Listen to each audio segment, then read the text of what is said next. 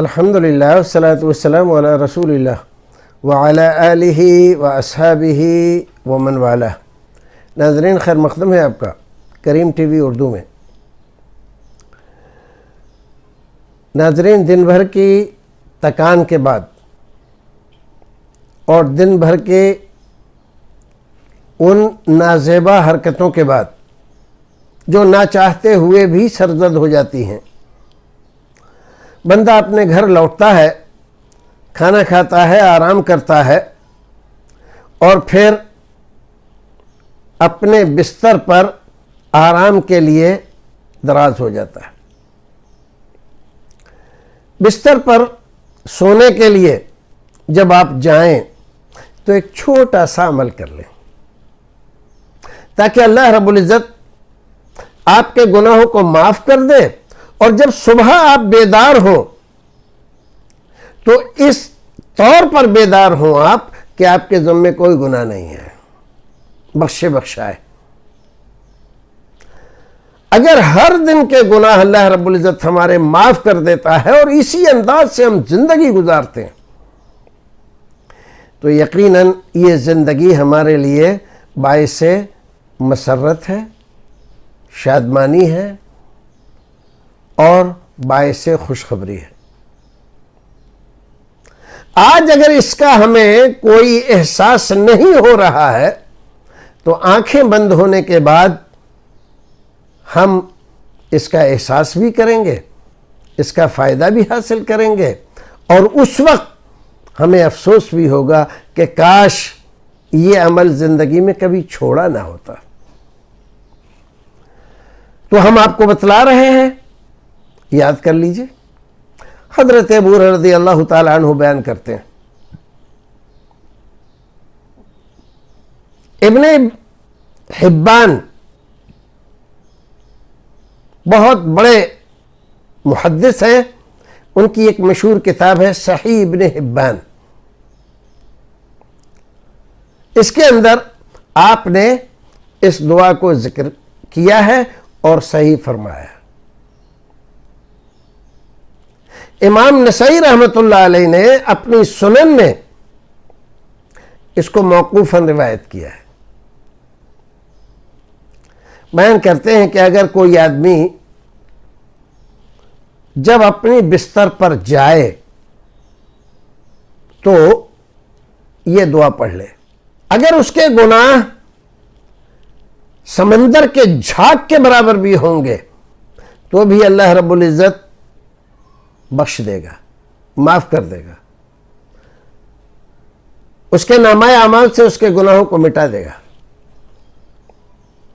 کیا دعا ہے؟ لا الہ الا اللہ وحدہ لا شریک لہ لہ الملک ولہ الحمد وہو علی کل شیء قدیر، لا حول ولا قوة الا باللہ، سبحان اللہ والحمد للہ ولا الہ الا اللہ واللہ اکبر۔ یہ تینوں دعائیں آپ کو الگ الگ مواقع پر یاد ہوں گی اور آپ پڑھتے ہوں گے ان دعاؤں کو۔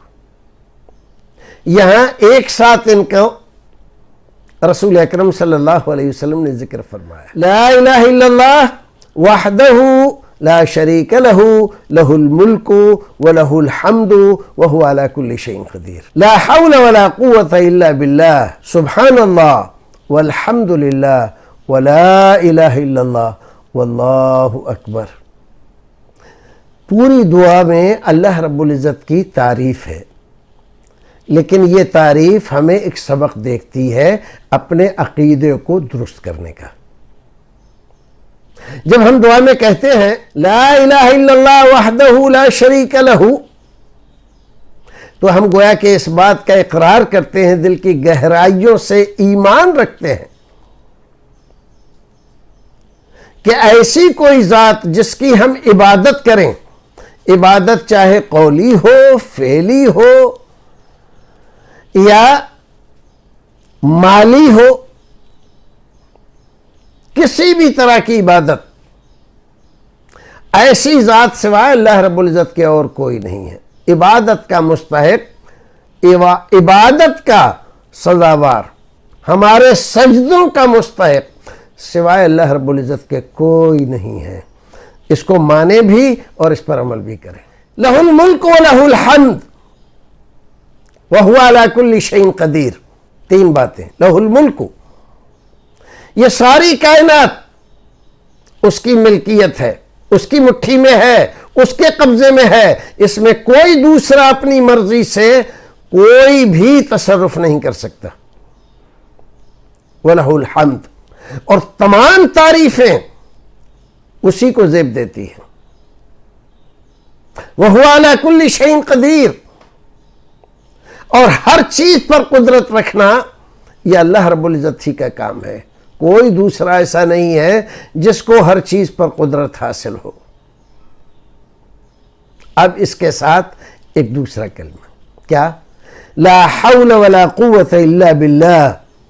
لا حول ولا قوت الا باللہ ہمارے یہاں عام طور پر یہ سمجھتے ہیں شیطان کو بھگانے کے لیے یہ ہے، نہیں، یہ عقیدے کو درست کرنے کے لیے ہے۔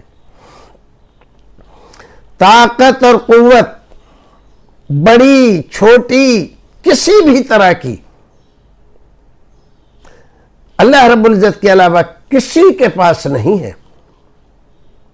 وہ دیتا ہے کسی بندے کو تو اس کو طاقت ملتی ہے، ورنہ ہم انگلی نہیں اٹھا سکتے، انگلی نہیں ہلا سکتے، پلک نہیں جھپکا سکتے۔ اگر وہ بند کر دے تو سب اسی کے پاس ہے ساری طاقت۔ لا حول ولا قوت الا باللہ۔ اس کائنات میں کوئی فرشتہ، کوئی جن، کوئی نبی، ولی، پیر، پیغمبر اللہ کے دیے بغیر کوئی طاقت، کوئی قوت نہیں رکھتا۔ ساری طاقتیں، ساری قوتیں اللہ رب العزت کے پاس ہیں۔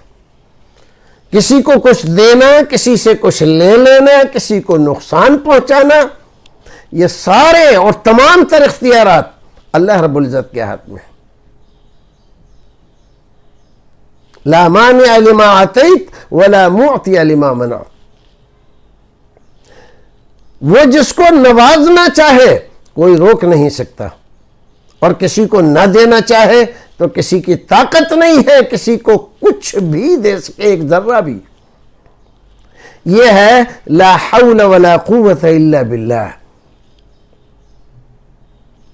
اب ایک اور کلمہ، سبحان اللہ والحمد للہ ولا الہ الا اللہ واللہ اکبر۔ اس کلمے میں اللہ رب العزت کی تحمید، تقدیس، اس کی تنزیح، تمام کچھ جمع کر دی گئی ہے۔ سبحان اللہ وہ بے عیب ہے، والحمدللہ ساری تعریفیں اسی کے لیے، ولا الہ الا اللہ اس کے علاوہ کوئی معبود نہیں، واللہ اکبر اور اللہ ہی سب سے بڑا ہے۔ ناظرین یاد کر لیجئے اور ہر دن پابندی کے ساتھ یہ پڑھ کر لیٹا کیجئے اپنے بستر پر، تاکہ ہر دن کے گناہ آپ کے معاف کر دیے جائیں، بخش دیے جائیں۔ السلام علیکم ورحمۃ اللہ وبرکاتہ۔